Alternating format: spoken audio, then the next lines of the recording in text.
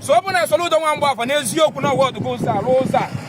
mụnwa Maazị Ezeaku Ejiofor ga-akpụta efi bịakpu ya n'aka tata bụ gịnị ka ede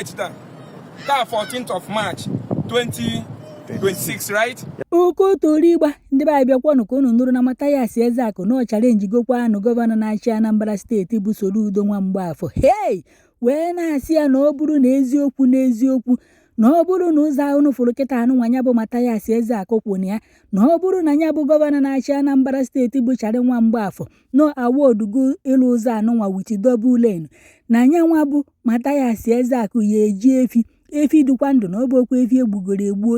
efi na-eku ume wee bịa kene Chari nwa Mgbafọ wee kwe ya n'aka hey wee sị ya na ya daalụ n'ọrụ ọ na-arụ na Anambra steeti unu ya bịakwa nnọọ ka unu gerie n'ọnụ Mathias Ezeaku na Mathias na-akọwa na ọ bụrụ na ndị na-azụ afịa na Ọnịcha mechie afịa ma ndị ọgbọgwụ ma ndị main market ma ndị relief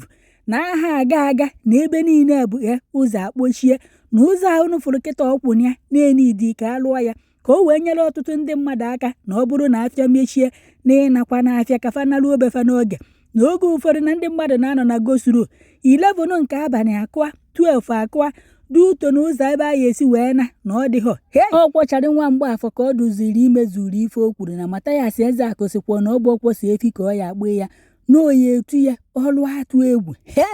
anyị ya nọnụ ka nke a mee ka anyị fụ n'anya amamife kpata na ndị gọọmenti ya nọrụ na-anata asị ụzọ niile emebisicha ọ nọ na inye ha ya ọkụ enye ha ya mmiri okporo ụzọ enwekwu nke arụrụ anyị anọdụ n'ọkụ mmụọ ka anyị anọ n'elu ụwa amakwọnumo video na-eme for His Excellency Prof. Charles Chukwuma Soludo, the Executive Governor of Anambra State. Anum kebu na Soludo nwa Mgbafọ award goes anụnwa. Ụzọ anụnwa bụ ụzọ si from GRO Ọnịcha gaba otu ọcha Aguleri. Isi ụzọ straight na inwete Aguleri Junction. Then ị gabi otu a inwete GRO Ọnịcha. Now ụzọ a kịta ka nnụ na Soludo nwa Mgbafọ award gị adọba ule and ka m gwa gị eziokwu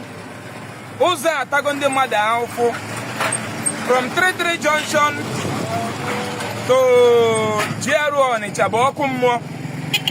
main market mechie afịa ọgbọgwụ mechie afịa relief mechie afịa Ọnịcha mechie afịa ha ndị na-ebi na 33 Nsugbe housing ha nọ n'ọkụ mmụọ na mgbede ụfọdụ ya nọgide ọkụ 11 so ọ bụ na Soludo nwa Mgbafọ n'eziokwu na wọd go ụzọ alụ ụzọ mụnwa Maazị Ezeaku Ejiofor ga-akpụta efi bịakpu ya n'aka tata bụ gịnị ka ede taa 14th of March 2026 right. Ọ bụ na eziokwu na nwa Mgbafọ ọlụ atụ egwu wọd ụzọ ya n'eziokwu otu a si anọ m na ntị na wọd gị adọba ule bọsị ọ bụ na a ga-eto ụzọ akụlụta from GRO egbuwa ya double na